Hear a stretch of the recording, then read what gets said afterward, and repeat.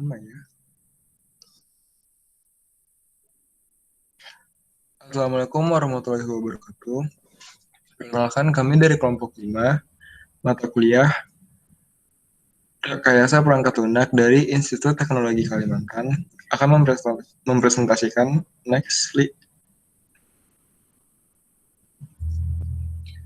pengujian perangkat lunak menggunakan metode black box dan white box. Nah, sebelumnya perkenalkan dulu, saya Diki Cahyanto, NIM 10181016 dan rekan saya. Saya Gita Andriana, NIM 10181024. Saya Gusdi Bagus Saputra, NIM 10171038. Saya Muhammad Alfanur Al, NIM 10181046. Saya Muhammad Rafli, NIM 10181051. Akan mempresentasikan pengujian perangkat lunak menggunakan metode black box dan white box menjadi 4 bagian. Yang pertama, ada latar belakang yang akan menjelaskan secara garis besar apa itu pengujian perangkat lunak. Kemudian akan menjelaskan 2 metode yaitu black box dan white box. Dan yang terakhir akan menjelaskan referensi dan kesimpulan dari keseluruhan presentasi. Langsung saja kalau begitu, penjelasan tentang latar belakang akan dijelaskan oleh rekan saya Gita Andriana. Oke, yang pertama yaitu latar belakang. Next. Pengujian perangkat lunak sangat diperlukan dalam suatu sistem informasi, di mana dengan melakukan suatu pengujian akan ditemukan kesalahan atau error yang muncul dari sistem perangkat lunak tersebut. Next. Lalu, siapa saja yang berhubungan dengan pengujian? Yang pertama ada customer, tim yang mengontak pengembang untuk mengembangkan perangkat lunak. Next. Kemudian ada pengguna, kelompok yang akan menggunakan perangkat lunak. Next. Lalu ada pengembang perangkat lunak, yaitu tim yang membangun perangkat lunak. Next lagi. Lalu ada tim penguji perangkat lunak, yaitu tim khusus yang bertugas untuk menguji fungsi-fungsi pada perangkat lunak. Nah, dalam pengujian perangkat lunak ini terdapat teknik pengujian, dan ada 4 macam teknik pengujian, yaitu ada correctness testing, performance testing, reliability testing, dan security testing.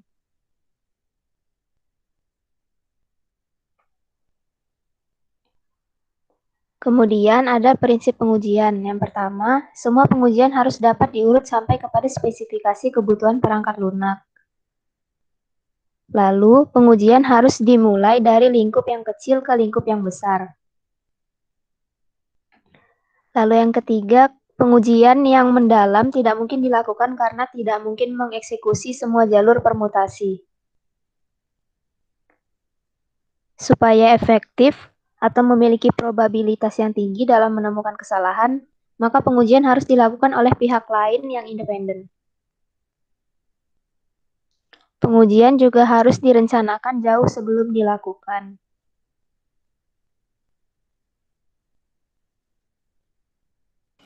Nah, selanjutnya di sini ada black box.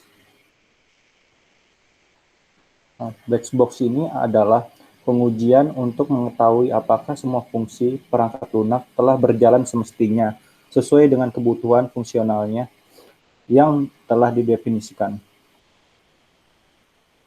Jadi, black box dapat menemukan kesalahan dalam kategori berikut. Yang pertama itu ada fungsi-fungsi yang tidak benar atau hilang. Terus yang kedua itu ada kesalahan interface. Yang ketiga itu ada kesalahan dalam struktur data atau akses basis data eksternal. Terus yang keempat itu ada analisasi dan kesalahan terminasi.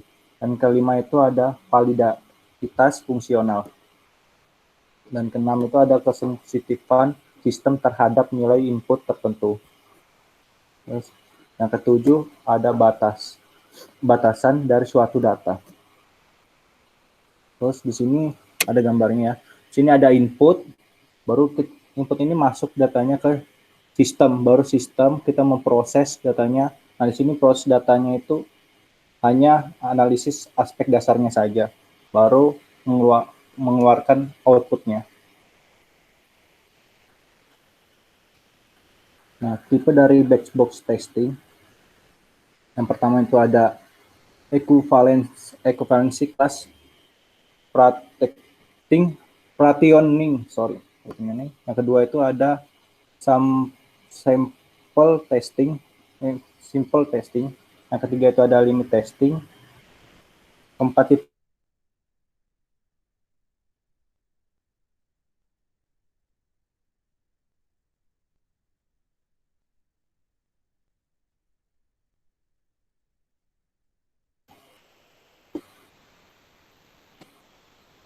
yang kelima itu ada behavior testing. Yang keenam itu ada recruitment testing.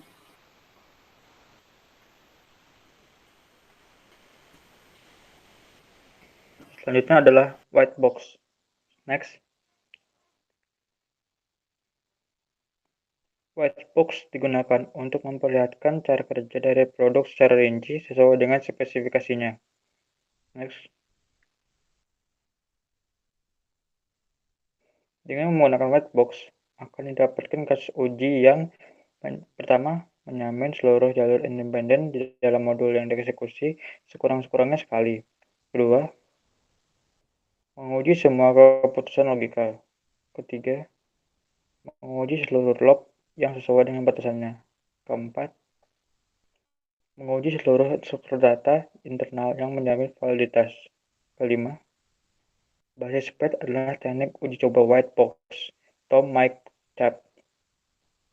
Yang terakhir adalah basic PET untuk mendapatkan kompleksitas logika dari suatu prosedur dan menggunakan ukuran ini sebagai petunjuk untuk mendefinisikan himpunan jalur yang akan diuji. Di bawah adalah gambar. Pertama adalah input, terus akan masuk menggunakan sistem akan memproses, setelah memproses akan adalah menganalisa aspek-aspek dasarnya saja, terus akan mengeluarkan outputnya.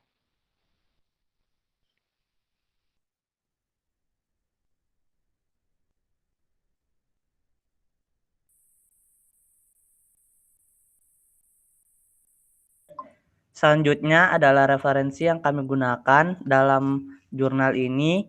Kami menggunakan jurnal dari Abdul Rauf dengan judul Pengujian Perangkat Lunak dengan menggunakan metode white box dan black box yang di proceeding pada HIMSIATEC tahun 2012. Jadi dalam jurnal ini didapat kesimpulan bahwa pengujian adalah proses untuk menemukan error pada perangkat lunak sebelum dikirim kepada pengguna. Pengujian software adalah kegiatan yang ditujukan untuk mengevaluasi atribut atau kemampuan program dan memastikan bahwa itu memenuhi hasil yang dicari, atau suatu investigasi yang dilakukan untuk mendapatkan informasi tentang kualitas dari produk atau layanan yang sedang diuji atau under test. Pengujian perangkat lunak juga memberikan pandangan mengenai perangkat lunak secara objektif dan independen, yang bermanfaat dalam operasional bisnis untuk memahami tingkat risiko pada implementasinya. Sekian presentasi dari kami, lebih dan kurangnya mohon maaf. Wassalamualaikum warahmatullahi wabarakatuh.